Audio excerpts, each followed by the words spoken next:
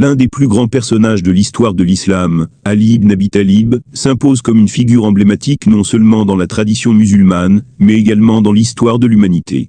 Il incarne des valeurs universelles de courage, de loyauté, de sagesse et de justice. Né à la Mecque, dans la maison même du prophète Muhammad, PSL, Ali est un témoin privilégié des premières révélations divines et du début de la mission prophétique. Sa naissance au sein de la famille du prophète est un signe évident de son destin exceptionnel qui allait marquer non seulement l'histoire de l'islam, mais aussi les annales de l'humanité. Ali est reconnu pour sa bravoure légendaire sur le champ de bataille, notamment lors des grandes batailles comme Badr, Uhud et Khaybar, où il s'illustra par des actes héroïques. Mais sa grandeur ne réside pas seulement dans ses exploits militaires. Il est également admiré pour sa sagesse profonde, son engagement sans faille pour la justice et son intégrité morale. Son dévouement à la vérité et sa capacité à défendre la cause de l'islam face aux défis les plus ardus sont des éléments qui font de lui un modèle de vertu. L'histoire de son amour et de sa fidélité envers le prophète Muhammad, PSL, est l'une des plus touchantes de l'histoire islamique. Ali n'a jamais hésité à sacrifier sa vie pour protéger le prophète, et son rôle, en tant que fidèle compagnon, est incontestable. Il a vécu aux côtés du prophète, non seulement comme cousin, mais aussi comme un soutien indéfectible, dans les moments de tribulation et de réconfort. Ali ibn Abi Talib n'est pas simplement une figure historique, il est un symbole vivant d'un leadership juste, d'une gouvernance morale et d'un engagement spirituel. Son héritage, marqué par sa quête constante de vérité et de justice, reste un modèle pour tous, transcendant les frontières du temps et de l'espace. C'est l'histoire d'un homme dont la vie, marquée par la dévotion, la sagesse et la bravoure, continue d'inspirer et d'éclairer ceux qui cherchent à suivre la voie de la vérité et de la justice. Naissance et jeunesse d'Ali. Ali ibn Abi Talib est né vers 600 de l'ère chrétienne, dans la ville sainte de la Mecque, un lieu stratégique pour les tribus arabes, et le centre religieux de l'Arabie pré-islamique. Fils d'Abi Talib, un membre respecté et influent de la tribu Quraysh, et de Fatima bin Assa, Ali est issu d'une famille noble, qui avait une place particulière parmi les Quraysh. Dès son plus jeune âge, Ali a été témoin des complexités de la société mécoise, et des tensions politiques et religieuses, qui marquaient la vie de cette époque. Mais ce qui a fait sa singularité, c'est qu'il grandit dans la maison du prophète Muhammad, PSL, son cousin, qui jouera un rôle fondamental dans sa vie. À cette époque, la Mecque était le centre de la vie tribale et commerciale, mais aussi un lieu où l'adoration des idoles prédominait. Ali, dans sa jeunesse, a donc été exposé aux premières étapes de la révélation divine, qu'il a vécue aux côtés de Muhammad. Ce dernier l'a pris sous son aile, dès qu'il aperçut les qualités exceptionnelles d'Ali. Le jeune Ali ne vivait pas seulement dans la même maison, il participait activement aux enseignements et aux discussions religieuses, absorbant les paroles du prophète et leur signification profonde.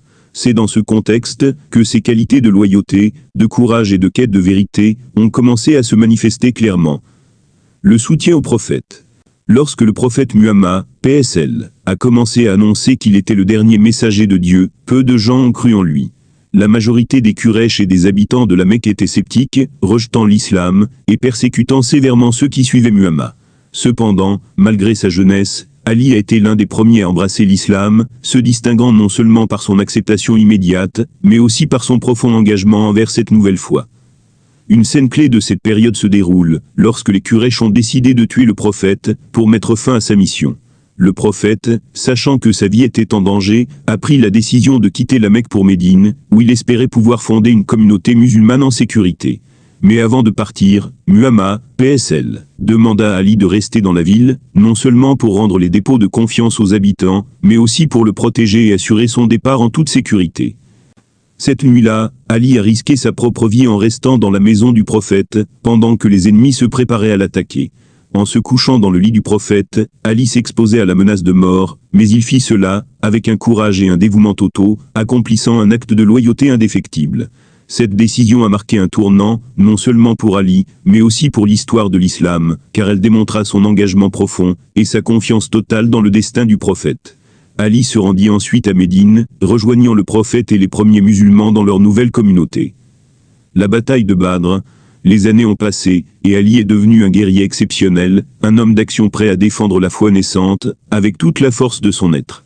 Lors de la première grande confrontation entre les musulmans et les Quraysh, la bataille de Badr, Ali s'illustra comme l'un des combattants les plus redoutables. Badr était une bataille décisive, non seulement pour la survie de la communauté musulmane, mais aussi pour affirmer le pouvoir de la nouvelle foi face à un adversaire beaucoup plus puissant et bien armé. Les musulmans, bien que moins nombreux, furent remplis d'une détermination inébranlable, et Ali fut en première ligne. Il se battit avec une bravoure exceptionnelle, affrontant et tuant plusieurs des plus redoutés guerriers de Quraysh, tels que Wali ibn Utba, son fils, et d'autres leaders tribaux. Ces victoires individuelles marquèrent la bataille de Badr, et consolidèrent la réputation d'Ali, en tant que l'un des plus grands héros de l'islam. Mais son rôle à Badr n'a pas seulement été militaire. Il a été stratégique et symbolique. Sa présence dans cette bataille fut déterminante, dans l'issue favorable des musulmans, et sa victoire sur des adversaires redoutables, symbolisait l'ascendant moral de l'islam face aux idoles, et à l'injustice. Ali ne se contenta pas de vaincre ses ennemis, il le fit avec dignité et honneur, représentant ainsi les idéaux de l'islam. La victoire de Badr fut un tournant non seulement pour la communauté musulmane, mais aussi pour Ali, car elle le consacra comme un leader militaire et spirituel. Il ne fut plus seulement le cousin du prophète, mais un pilier central du mouvement islamique. Sa participation à cette bataille renforça son rôle de défenseur de la foi, et affirma sa position parmi les plus grands héros de l'islam. La bataille de Uhud et la défense du prophète. La bataille d'Uhud, qui eut lieu en 625 de l'ère chrétienne, est l'un des événements les plus cruciaux de l'histoire de l'islam, et représente un moment de grande épreuve pour la communauté musulmane. Les musulmans, bien qu'ayant remporté la bataille de Badr, étaient confrontés à une nouvelle menace, une armée de Quraysh menée par Abu Sufyan, cherchant à venger leur défaite précédente. Cette fois, les musulmans étaient moins nombreux et mal préparés face à une armée plus grande et mieux équipée. La bataille d'Uhud a été une épreuve de force, non seulement militaire, mais aussi spirituelle pour les croyants. Ali ibn Abi Talib, fidèle à sa réputation de guerrier courageux et d'homme d'action, se distingue une nouvelle fois lors de cette bataille. Les musulmans, bien qu'initialement victorieux, subirent un revers, lorsqu'un groupe de leurs archers, stationné sur une colline stratégique, pour protéger l'armée, quitta sa position, après que l'ennemi se soit éloigné, pensant que la bataille était gagnée. Cet acte de désobéissance a permis à l'ennemi de reprendre l'avantage, attaquant l'armée musulmane par l'arrière. Cette manœuvre a conduit à la mort de nombreux musulmans, et le prophète Muhammad, PSL, lui-même a été blessé gravement. Cependant, même dans cette situation de chaos, Ali ne quitta jamais le champ de bataille. Il resta aux côtés du prophète, continuant à lutter avec une bravoure inouïe. Lorsqu'une rumeur circula que le prophète avait été tué, une grande partie de l'armée musulmane fut submergée par la panique, et se mit à fuir. Mais Ali, resté fidèle à sa mission, se battit pour protéger le prophète. Il défendit Muhammad avec une détermination sans faille, repoussant les ennemis, et permettant au prophète de continuer à diriger les efforts des musulmans sur le terrain. Un moment particulièrement marquant fut, lorsque le prophète fut blessé au visage par un coup d'épée. Ali, avec d'autres compagnons, prit soin de lui, et le protégea à tout prix. Bien que la bataille ait tourné en défaveur des musulmans, cette fidélité indéfectible de la part d'Ali envers le prophète, renforça son image de défenseur absolu de l'islam. Ce dévouement inébranlable, sa capacité à rester calme, et déterminé dans l'adversité, et son amour profond pour Muhammad demeureront des qualités essentielles, qui le définiront tout au long de sa vie. Le califat d'Ali. Après la mort du prophète Muhammad en 632, la communauté musulmane fut confrontée à un défi majeur, la question de la succession. Le califat, c'est-à-dire le leadership de la communauté, devint un sujet de grande controverse. Après l'énonciation de plusieurs candidats, Ali fut choisi comme le 4e calife, succédant à Abu Bakr, Umar et Uthman. Cependant, cette transition ne se fit pas sans heurts. Le califat d'Ali fut marqué par des conflits internes, des dissensions politiques, et des batailles qui opposèrent les partisans d'Ali à ceux qui contestaient sa légitimité. Le plus célèbre, et le plus significatif de ces conflits fut la bataille de Siffin, qui se déroula en 657, entre les troupes d'Ali, et celle de Muawiyya, le gouverneur de Syrie, qui se rebella contre le califat d'Ali. Muawiyya, un membre influent de la tribu Quraysh et cousin du calife Uthman, reprochait à Ali de ne pas avoir vengé la mort de ce dernier, qui avait été tué par des insurgés. Ce conflit illustre la fracture qui se creusait au sein de la communauté musulmane après la mort du prophète. Ce n'était pas simplement un combat pour le pouvoir, mais un affrontement idéologique entre les partisans de la justice et de la légitimité d'Ali, et ceux qui cherchaient à maintenir un pouvoir plus centralisé et dynastique. Malgré son désir de restaurer la paix et de maintenir l'unité de la communauté, Ali fut confronté à des divisions profondes et à des tentatives de manipulation par des factions opposées. Lors de la bataille de Siffin, les deux armées s'affrontèrent sans qu'une victoire décisive n'en découle. En raison d'un compromis politique, les deux parties acceptèrent un arbitrage pour mettre fin au conflit, mais cet accord ne résolut rien et ne fit qu'aggraver les tensions internes à la communauté. Ali, bien que fidèle aux principes du Coran et de la justice, se retrouva dans une situation où la paix et l'unité de la communauté semblaient hors de portée. Malgré ses tentatives d'établir une gouvernance juste et équitable, il fut constamment confronté à des opposants qui cherchaient à exploiter le pouvoir pour leurs propres fins, notamment à travers la montée en puissance de gouverneurs et de clans rivaux. Le califat d'Ali fut aussi marqué par sa volonté de réformer les pratiques administratives et de renforcer les bases de la justice, de l'égalité et de la moralité dans la société islamique. Son gouvernement prenait la transparence et la responsabilité, un aspect important de son leadership. Toutefois, cette même fermeté dans ses principes et sa volonté de justice l'ont rendu impopulaire auprès de certains groupes influents, ce qui a conduit à une série de révoltes, dont la plus tragique fut la rébellion de Kharijit, qui remettait en question sa légitimité. Le martyr d'Ali, Ali ibn Abi Talib, après une vie de sacrifice, de bataille et de dévouement à la cause de l'islam, connut un destin tragique en 661. Il fut assassiné alors qu'il priait dans la mosquée de Koufa, une ville du sud de l'Irak où il résidait, en tant que calife. Cet assassinat marqua non seulement la fin de sa vie, mais aussi un tournant dans l'histoire de l'islam, une rupture tragique dans l'unité de la communauté musulmane. L'assaillant était un membre des Kharijites, un groupe extrémiste dissident, qui s'était séparé d'Ali après la bataille de Siffin, à cause de l'accord d'arbitrage, qui avait suivi cette bataille. Les Kharijites considéraient qu'Ali avait trahi le principe de la guerre juste en acceptant l'arbitrage au lieu de persister dans leur lutte contre les forces de Muawiyah. Leur fanatisme religieux et leur vision radicale de la justice leur avaient fait voir Ali comme un ennemi, malgré sa conduite exemplaire. L'attaque contre Ali fut planifiée de manière perfide. Le meurtrier, un Kharijite nommé Ibn Muljam, se cacha dans la mosquée de Koufa avec une épée empoisonnée. Un matin, alors qu'Ali s'apprêtait à prier dans la mosquée, Ibn Muljam l'attaqua par derrière, le frappant violemment à la tête avec une épée empoisonnée. Le poison pénétra rapidement dans son corps, et Ali s'effondra sous le coup. Il fut immédiatement pris en charge par ses proches, mais malgré les soins prodigués, l'empoisonnement était fatal. Quelques jours plus tard, le 19 Ramadan de l'an 40 de l'Hégire, 661, Ali rendit son dernier souffle. Le martyr d'Ali ne fut pas seulement un événement tragique sur le plan personnel pour sa famille et ses proches, mais aussi un moment dévastateur pour toute la communauté musulmane. Ali était non seulement un leader politique et militaire, mais aussi un symbole de la lutte pour la vérité et la justice. Son décès plongeait la communauté dans un deuil profond, car il représentait une figure incontournable de l'islam, à la fois dans sa pratique spirituelle, son leadership politique, et son engagement envers la justice. L'héritage d'Ali ne se limite pas à sa vie de guerrier, de calife et de défenseur du prophète. Il incarne des valeurs essentielles pour l'islam, telles que la foi inébranlable en Dieu, la quête de la justice, et l'engagement envers la vérité, quelles qu'en soient les conséquences. Tout au long de sa vie, Ali a défendu l'islam, avec une pureté d'intention, un courage exceptionnel, et une profonde sagesse. Il a fait preuve de patience, de persévérance et d'une fidélité totale aux enseignements du Coran et du prophète Muhammad. Cela a fait de lui non seulement un héros de son époque, mais aussi un modèle intemporel pour les générations futures. Ali n'a jamais hésité à se sacrifier pour la cause de Dieu et de l'islam. Sa bravoure sur le champ de bataille, sa sagesse dans la gestion des affaires publiques, et son profond engagement spirituel ont forgé sa réputation de leader exemplaire. Il a montré que le véritable leadership ne réside pas seulement dans la force militaire ou la position politique, mais dans l'intégrité morale, la justice et la compassion envers les autres. L'amour qu'il portait au prophète Muhammad était également un aspect fondamental de sa vie.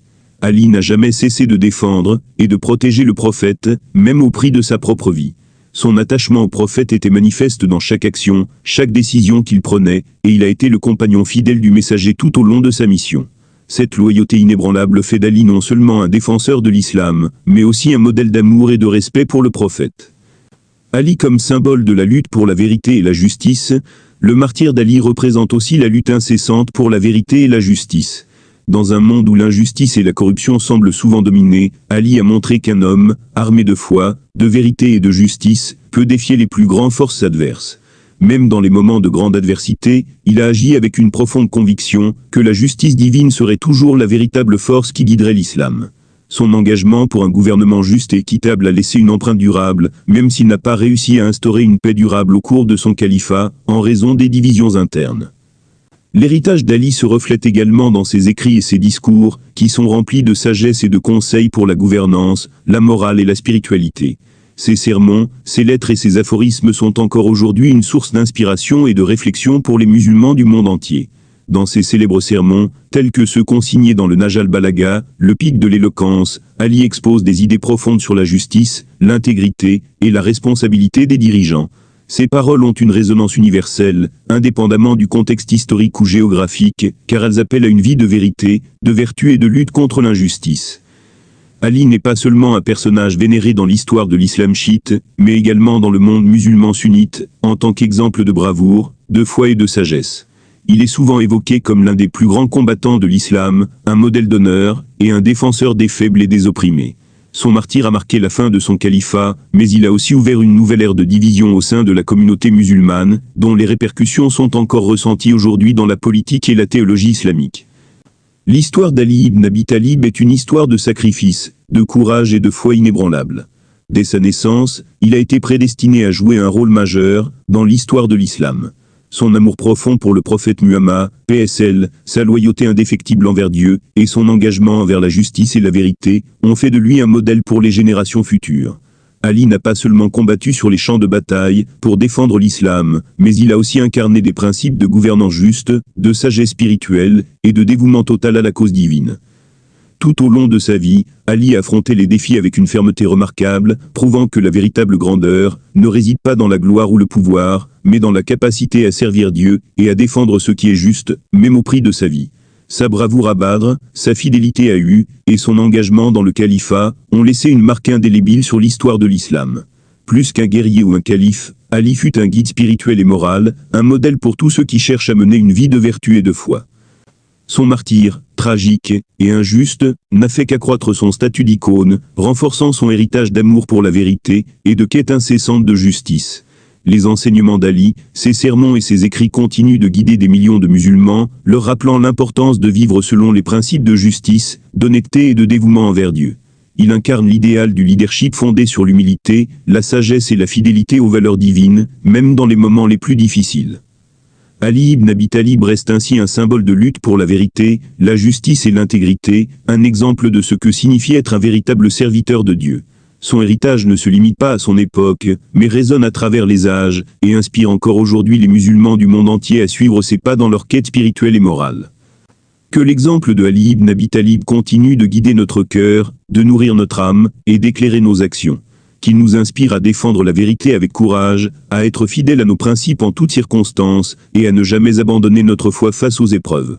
Qu'Allah nous accorde la patience, la sagesse et la persévérance nécessaires pour suivre le chemin tracé par ses prophètes et leurs compagnons fidèles.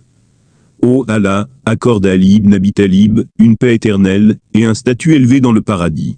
Qu'il soit parmi ceux que tu as honorés par ta miséricorde infinie et qu'il intercède pour nous le jour du jugement. Ô Allah, guide-nous sur le chemin de la vérité, de la justice et de la sagesse, et accorde-nous la force de défendre nos principes avec dignité et foi.